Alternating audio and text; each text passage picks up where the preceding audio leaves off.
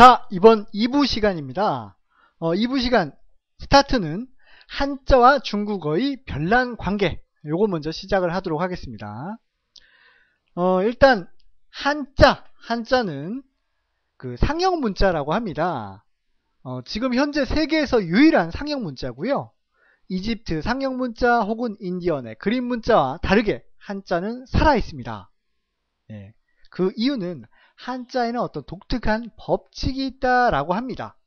그래서 일단 한자의 장점과 단점을 보도록 하겠습니다. 일단 단점 먼저 볼게요. 한자는 글자 수가 굉장히 많습니다. 약 8만 자가 넘죠. 8만 자가 넘습니다. 실제로 이제 그 저자 같은 경우에도 한자 실력이 뭐 거의 한 3,000자 정도 된다라고 해요. 그리고 자연 구조가 복잡하다고 합니다. 그래서 글자 하나를 알기 위해서 많은 시간과 노력이 필요하고요. 또한 도금을 알기가 어렵다라고 합니다. 그래서 옥편을 보고 하나씩 외우는 방법밖에 없다고 하고요. 또한 발음이 같은 글자 혹은 모양이 비슷한 글자가 많아서 헷갈릴 수 있다고 합니다. 또한 부수 체계가 복잡해서 사전 찾기도 어렵고요. 굉장히 좀 어렵죠. 단점이. 그리고 이제 장점 같은 경우에 사용 효과가 굉장히 뛰어납니다. 단어를 적기만 해도 뜻을 이해할 수 있고요. 그리고 상용자 한 2,500자 정도, 뭐 이 정도만 알게 된다면 중국에서 사용하는 필요한 글자 수의 97% 정도는 뭐 이해가 된다라고 하고요. 뭐 논어 맹자 같은 경우도 한자 한 4,000자 정도면 된다라고 합니다. 그리고 어휘력 향상에도 도움이 되고요. 또한 한자는 조어력이 강해서 쉽게 이제 새 낱말을 만들 수도 있고요. 또한 이 독체자를 알게 되면 합체자를 알기도 쉽습니다. 요거는 뭐 일단 뭐 시간이 짧은 관계로 스킵하고요. 일정한 규칙이 있어서 또한 체계적으로 학습하게 되면 쉽게 배울 수도 있다라고 합니다. 이런 것들이 이제 장점과 단점 이렇게 이제 같이 좀 보시면 좋을 것 같습니다. 그리고 중국에서 비즈니스를 하는 사람은 되도록이면 중국어로 계약서를 하는 것을 피하기를 바란다고 합니다. 왜 그런지 아세요? 그 이유가 있습니다.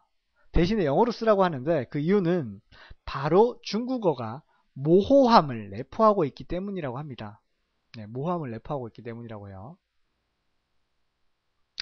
중국어가 어떤 모호함을 내포하고 있냐면 예를 들면 중국어에는 해야 한다라는 단어가 약 4가지 정도 되는데 그 중에서 일부는 해야 한다는 것이 도덕적으로 해야 한다. 또 일부는 객관적인 조건상 해야 한다. 혹은 하기 싫지만 해야 한다 등 여러 가지가 있습니다.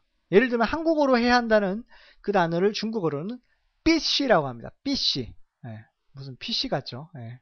물고기 같은데. 어쨌든 그렇다고 합니다. 자, 그리고 요걸 한번 볼까요? 중국인들이 쓰는 한자는 지금 간화자를 쓰고 있는데 간화자라고 한다면 간략하게 모아서 이제 쓰게 되는 간체차라고 하고요. 그리고 그 간화자 같은 경우는 1949년도에서 중국 정부가 공식 발표한 간체자를 간화자라고 하는 거라고 보시면 될 것 같은데 처음에 이 마오쩌둥이 한자를 없애려고 했었습니다. 그래서 중국 공산당 내부에서 반발이 굉장히 심했었고요. 그래서 최대한 간략화 해보자. 그래서 1차 간략화를 해서 발표를 하게 되고요. 그래서 여기서 원칙이 6가지가 있는데 획수를 줄이고 생략한다거나 같은 발음으로 대체한다거나 초소에 채용한다거나 속자에 채용한다거나 각골문에 채용한다 뭐 이런 정도가 있었습니다. 자, 그리고 마오쩌둥은 여기에 만족하지 않고 더 간단하게 만들어! 라고 얘기를 했습니다. 자, 그런데 더 간단하게 만들려고 하는 찰나에 1976년도 마오쩌둥이 죽었습니다. 그리고 2차 한자 간략화 방안을 놓고 열띤 토론이 벌어지게 됩니다. 그런데 그때 이런 얘기를 하게 돼요. 야, 우리가 지금 뭐 하는 거냐? 이건 한자가 아니야.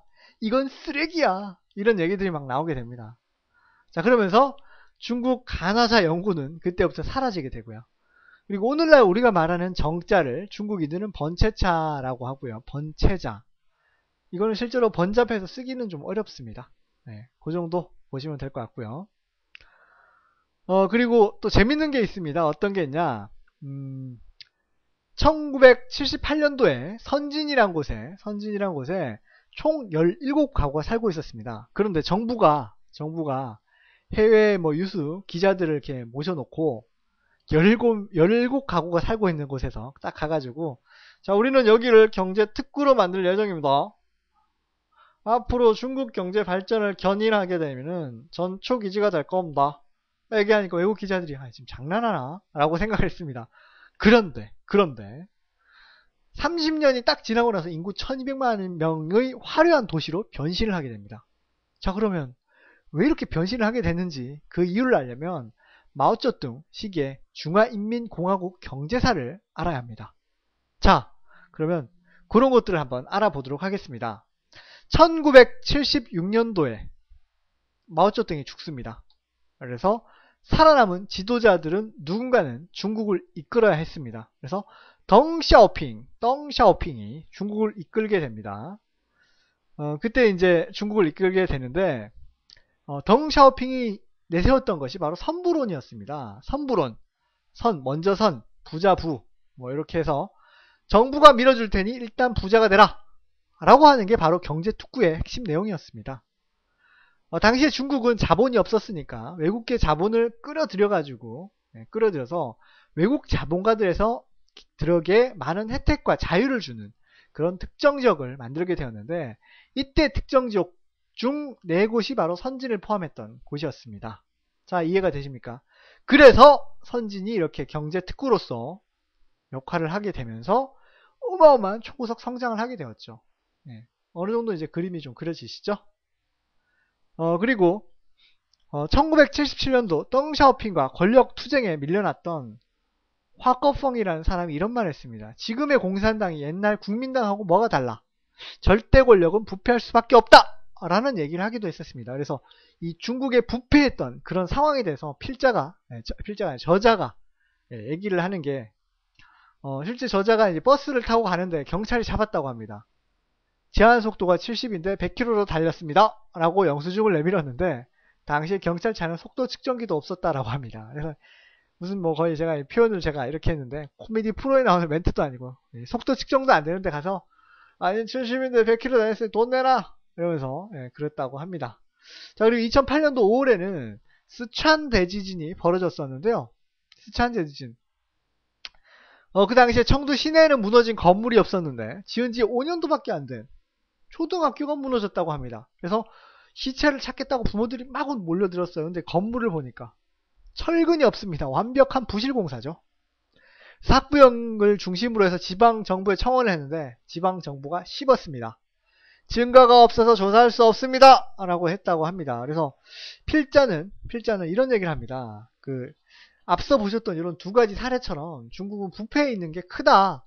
그래서 중국은 획기적인 사회개혁이 없는 한 지속성장은 불가능할 거다라고 얘기를 하고 있고요.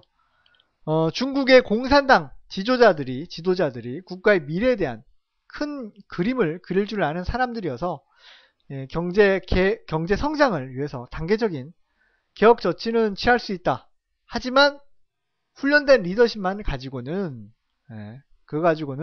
모든 걸 다 완벽하게 할 수는 없다. 그런 얘기를 하고 있고요. 그리고 이 권력이 효율적으로 유지될 수 있을 만큼 딱 그 정도만 이 사람들은 바꿔갈 거다.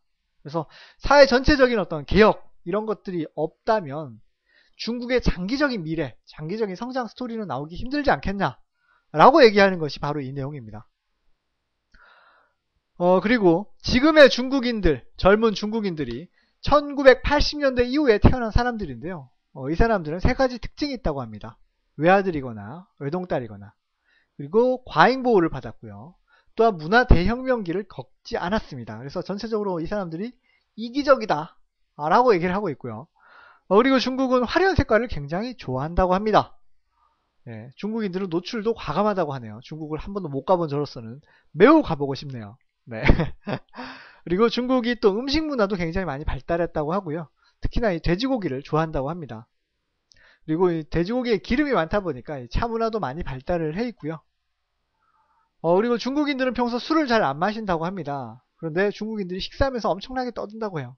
저도 이 식사를 하러 얼마 전에 갔었는데 전체 테이블에 상당수가 중국인들이었는데 엄청 시끄럽더라고요. 머리가 터지는 줄 알았는데 그런 경험이 있었는데, 이 저자도 마찬가지로 또 얘기를 하고 있네요. 그리고 중국인들하고 이야기할 때 중국 음식에 대해서 칭찬하면 굉장히 좋아한다고 합니다. 그리고 중국인들의 화장실은 몹시 지저분하다고 해요. 그리고 소음도 굉장히 둔감한 편이고요. 그리고 중국인들은 또 남들을 의식하지도 않고요. 그리고 평소 자신이든 남이든 더럽게 있거나 하는 것에 대해서 별로 신경 쓰지 않는다라고 합니다. 그리고 공산당은 종교를 또 싫어합니다. 뭐 신앙의 자유는 있지만 포교의 자유는 없는 그런 국가라고 합니다. 그리고 전체적으로 중화인민공화국은 1949년도 10월 1일 날 탄생을 하게 되는데요. 중국 인민군은 국민당과의 전투에서 이기고 나서 처음에는 초기에만 하더라도 공산주의 정책을 숨겼다라고 해요. 그래서 사회 계급에 대해서 우호적인 태도를 취하게도 되었고요. 뭐 이런 정도가 있었는데 중국의 교육, 역사, 왜곡 이런 것들은 바로 그 원인은 공산당이 정권을 잡기 시작하면서 통제 역사를 하게 되면서 출발을 하게 된다라고 보시면 될 것 같아요. 그래서 이런 통제 역사가 되다 보니까 뭐 공산당이 만든 교과서를 공부를 하게 돼야 됐고요. 그러면서 실질적인 역사에 대한 어떤 왜곡이나 이런 것들이 상당 부분 있지 않았을까라고 추정을 하고 있습니다. 그리고 중국인들은 세뇌를 몇 가지 했었는데 중국인들은 한반도를 외국을 한 번도 침략한 적 없다라고 하는데 우리나라 침략했었죠. 또한 베트남이 중국을 침략했다라고 하는데 이미 과거에 덩샤오핑 명령을 받은 중국 인민군이 출격해서 베트남군에게 참패를 당했죠. 또한 중국인은 미국도 이겼다라고 했는데 실제로 미국과 이긴 게 아니라 비긴 거죠. 그래서 필자는 이런 말을 합니다. 사실 민의라는 것이 쉽게 조작이 가능하고 오직 소수의 선각자만이 어리석음을 거절할 수 있다 라고 얘기를 하고 있고요. 중국의 교육은 학생들에게 의심하지 말라고 가르치는데 특히나 애국심을 의심하지 말라고 하는데 이런 것들 때문에 단순 암기식 교육 이런 것들을 굉장히 많이 하고 있고 이런 것들이 중국의 장기적인 어떤 비전과 미래가 조금 떨어지는 어떤 그런 얘기다라고 얘기를 하고 있습니다. 자, 이상으로 2부 강의를 마치도록 하겠습니다. 감사합니다.